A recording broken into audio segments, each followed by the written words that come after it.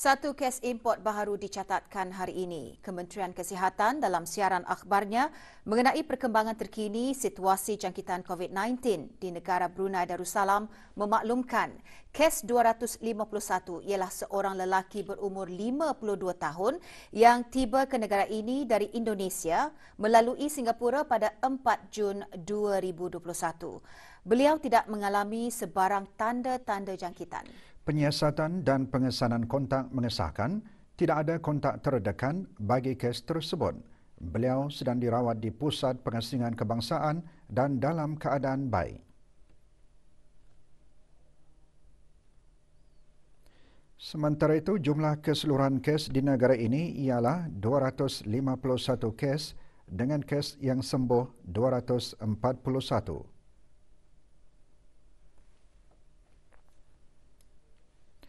Kes terakhir jangkitan tempatan COVID-19 dilaporkan pada 6 Mei 2020, manakala jumlah kes impon sejak kes jangkitan terakhir tempatan dilaporkan sebanyak 110 kes.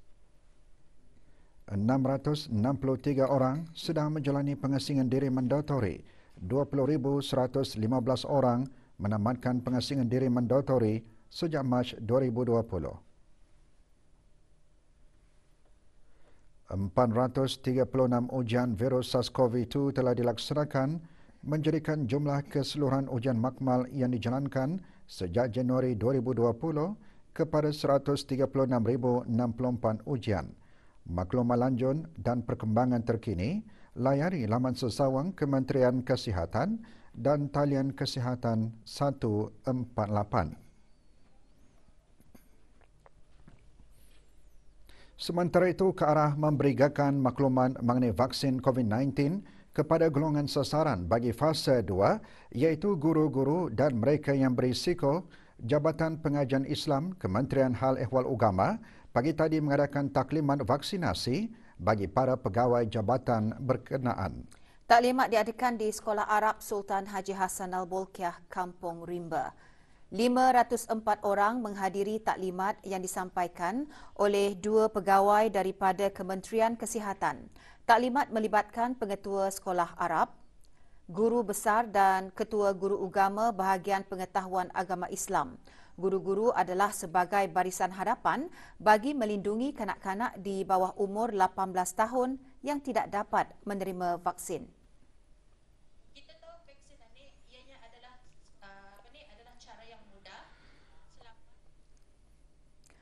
Lanskap perkhidmatan awam semakin berubah di peringkat serantau dan antarabangsa. Untuk mendepani kemajuan dan perkembangan yang bergerak pantas adalah perlu bagi perkhidmatan awam itu untuk mengambil langkah pemodenan dan bersifat transformatif dan future ready di masa hadapan.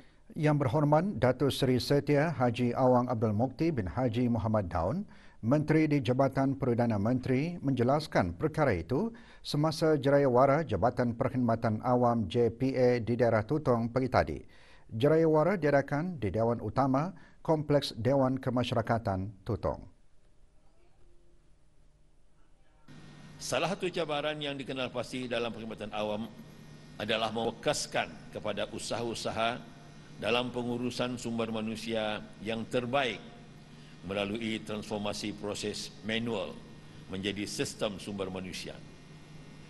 Langkah yang perlu dilangkaui adalah dengan memikirkan semula strategi pengurusan sumber manusia dan apa yang diharapkan dengan adanya sistem sumber manusia SSM yang diungkayahkan oleh Jabatan Perkhidmatan Awam sebagai projek fiscal consolidation bersama Kementerian Kewangan dan Ekonomi akan dapat mengatasi cabaran-cabaran ini.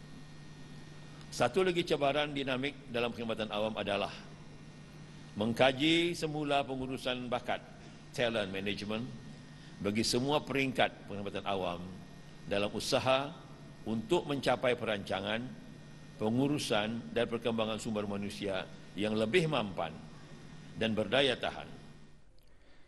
Jerayawara serta pameran anjuran oleh JPA dijadikan sebagai platform dalam mengongsikan plan strategik jabatan yang baharu, iaitu Plan Strategik Jabatan Perkhidmatan Awam 2021-2025 yang mula diguna pakai pada tahun ini serta usaha berterusan JPA untuk meningkatkan kecemerlangan perkhidmatan awam. Beberapa taklimat juga disampaikan, antaranya mengenai hal ehwal tata tertib, hal ehwal cuti, hal ehwal pemindahan, kaunseling serta mengenai sistem sumber manusia yang baru dilancarkan pada Mei lalu. Sesi taklimat ini memberi peluang kepada warga perkhidmatan awam untuk sama-sama berbincang melalui beberapa sesi konsultasi yang disediakan. Siri Jeraiwara serupa juga akan diadakan di daerah Brunei dan Muara, diselajurkan dengan sambutan Jubli Emas Pertubuhan JPA pada 1 Julai depan. Juga hadir ahli-ahli Majlis Mesyuarat Negara.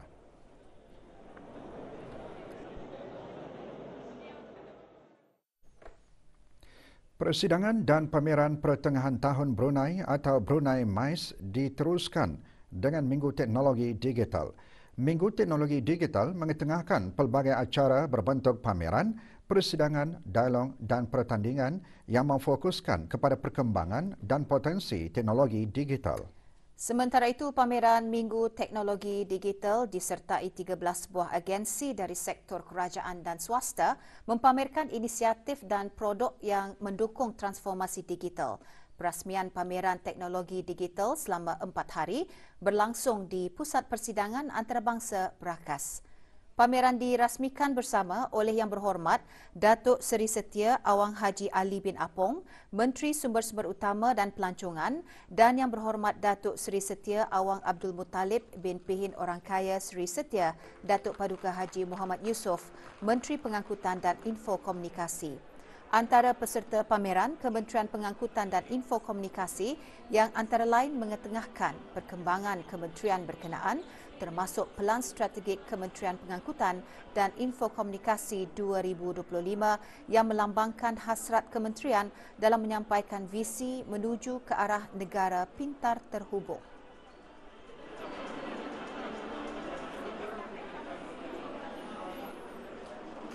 Juga dilancarkan Pelan Strategik AITI 2020 hingga 2025. Pelan Strategik AITI ini bertujuan untuk mendukung usaha mencapai hasil strategik Pelan Induk Ekonomi Digital 2025. Penyertaan pihak berkuasa Industri Teknologi Infokomunikasi Negara Brunei Darussalam AITI dalam pameran Minggu Teknologi Digital menampilkan pameran pengalaman 5G. Pameran membawa tema Negara Pintar melalui transformasi digital selaras dengan visi Pelan Induk Ekonomi Digital 2025 juga memaparkan perjalanan transformasi digital melalui perkembangan dan perkhidmatan ICT serta produk semasa dan terkini. Semasa pameran, 3 perkhidmatan Pusat Kebangsaan E-Kerajaan EGNC melalui Rancangan Kemajuan Negara ke-11 dilancarkan. Pameran Minggu Teknologi Digital dianjurkan bersama oleh Kementerian Pengangkutan dan Infokomunikasi, Universiti Teknologi Brunei dan Infocom Federation Brunei dan disokong oleh EGNC, AITI, Cyber Security Brunei, IT Protective Security Services Sendirian Berhad dan Dynamic Technologies Sendirian Berhad. Pameran dibuka dari pukul 9 pagi hingga 6 petang.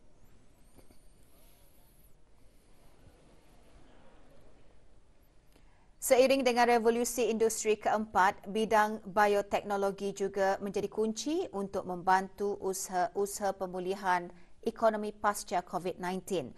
Sains, Teknologi dan Inovasi STI adalah kunci utama dalam memastikan kejayaan jangka panjang strategi vaksinasi dan pemulihan COVID-19. Perkara tersebut antara yang dinyatakan oleh Menteri Pengangkutan dan Infokomunikasi semasa menghadiri mesyuarat peringkat menteri tidak rasmi ASEAN mengenai sains, teknologi dan inovasi ke-11 melalui sidang video. Mengenai kerjasama menangani wabak COVID-19, Yang Berhormat Datuk Seri Setia Awang Abdul Muttalib bin Pihin Orangkaya Seri Setia Datuk Paduka Haji Muhammad Yusof juga mengongsikan COVID-19 memberikan negara Brunei Darussalam peluang untuk memajukan agenda digital dan inovasi serta penyebaran perkhidmatan digital telah pun dipercepat dalam usaha meningkatkan respon dan pemulihan dari kesan virus tersebut.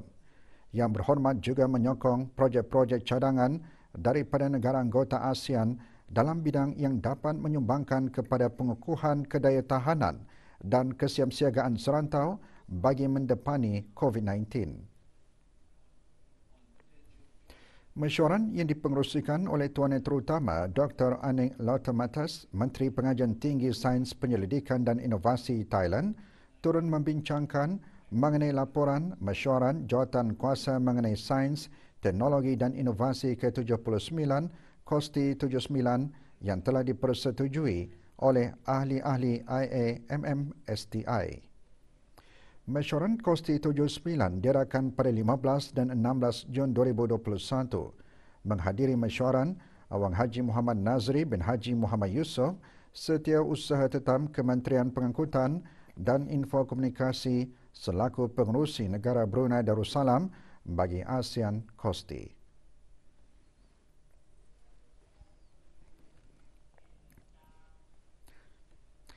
Alumni Anugerah ICT Brunei BIGTA akan menjadi sebahagian perjalanan masa depan BIGTA, iaitu menjadi aktif dalam menyokong transformasi digital di negara Brunei Darussalam. Inisiatif yang dilakukan oleh alumni BIGTA seperti menerusi acara-acara dan aktiviti-aktiviti perniagaan dan rangkaian diharap dapat menghasilkan persekitaran yang lebih cergas dan kondusif bagi para peserta BIGTA selaras dengan visi Pelan Utama Ekonomi Digital 2025 iaitu negara pintar melalui transformasi digital. During one of the BIGTA Steering Committee meetings, whose focus includes the strategy and future direction of BIGTA. Berucap pada pelancaran alumni BIGTA petang tadi, Awang Haji Muhammad Nazri bin Haji Muhammad Yusof, Setiausaha Tetap Kementerian Pengangkutan dan Infokomunikasi selaku pengerusi bersama pertama Jawatan Kuasa Pandu BIGTA juga berkata, BIGTA telah menarik minat para pengusaha bagi mengemukakan idea untuk ditransformasi menjadi produk komersial dan lestari. Hadir Yang Berhormat Datuk Seri Setia Awang Abdul Muttalib bin Pihin Orang Kaya Seri Setia, Datuk Paduka Haji Muhammad Yusof, Menteri Pengangkutan dan Infokomunikasi. Majlis alumni pertama ini dianjurkan bersama oleh Kementerian Pengangkutan dan Infokomunikasi AITI dan IFB serta diadakan semasa Minggu Teknologi Digital di Persidangan dan Pameran Pertengahan Tahun Brunei MICE 2021 di Pusat Persidangan Antarabangsa Brakas. Sementara itu, sempena Minggu Teknologi Digital di Persidangan dan Pameran Pertengahan Tahun Brunei MICE 2021, Dynamic Technologies dengan kerjasama OutSystem, Syarikat Perkembangan Perisian Global pelopor Lokon menganjurkan pertandingan Lokon Jamstan. Acara diadakan petang tadi di Pusat Persidangan Antarabangsa Brakas. Lokon adalah satu pendekatan perkembangan perisian yang memerlukan sedikit atau tanpa pengekuatan dalam menghasilkan aplikasi dan di dalam prosesnya. Pertandingan di Hasran dapat memberi gagan mengenai potensi perkembangan Lokon di negara ini. Dengan Lokon, aplikasi telefon bimbit bagi perniagaan yang kompleks dan perkhidmatan laman sesawang dapat diubah dan diadaptasikan bagi pengalaman digital yang lebih interaktif serta menepati keperluan pihak-pihak berkenaan.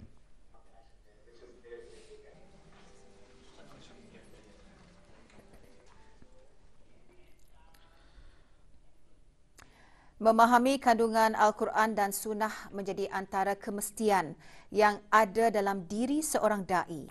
Berita lanjut mengenainya menyusul selepas petikan titah ini.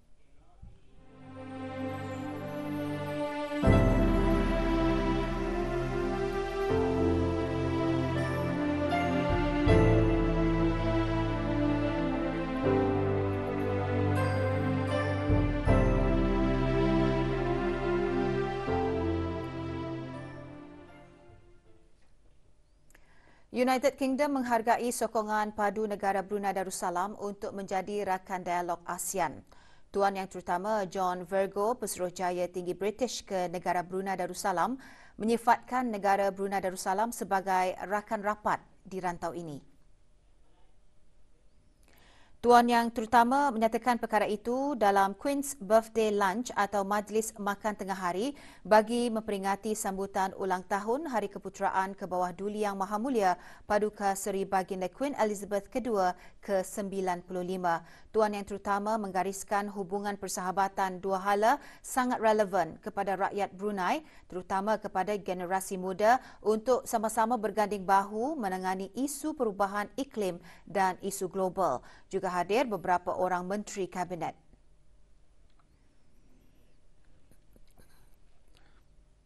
Tabung Kemanusiaan Palestin hari ini menerima sumbangan RM3,000 daripada Kedutaan Republik Islam Iran di negara Brunei Darussalam.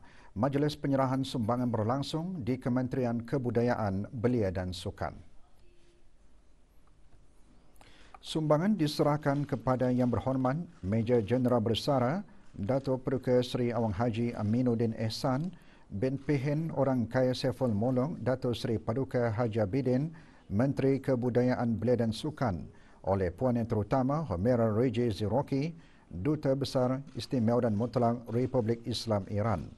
Tabung Kemanusiaan Palestin 2021 dibukakan kepada orang ramai sehingga 23 Ogos 2021.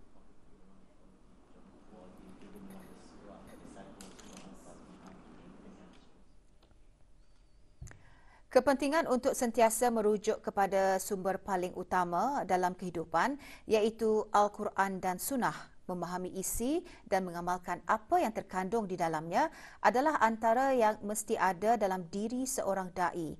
Perkara tersebut antara intipati bengkel yang disampaikan oleh Rais Kolej Universiti Perguruan Ugama Seri Begawan Kupu SB semasa majlis penutupan bengkel memantapkan dakwah Kupu SB pagi tadi. Majlis anjuran bersama Kupu SB melalui Fakulti Usuluddin dan Pusat Dakwah Islamiah berlangsung di Dewan Tarbiyah Kolej Universiti berkenaan. Dr. Haji Adnan bin Haji Basar dalam pembentangan bengkel bertajuk meningkatkan kemahiran dakwah relevan dengan perkembangan semasa juga menyentuh isu-isu dalam masyarakat yang perlu difokuskan dalam dakwah serta cadangan pendekatan dakwah yang berkesan. Awang Haji Ahmad Abdul Salam bin Haji Abdul Rahman, Pegawai Ugama Kanan Pusat Dakwah Islamiah sementara itu menjelaskan bengkel yang antaranya diisi dengan teknologi dakwah, dakwah dalam media dan aliran pemikiran kontemporari diharap dapat memperkasa da'i yang menyertai bengkel. Majlis diselajurkan dengan penyampaian sijil kepada para peserta bengkel.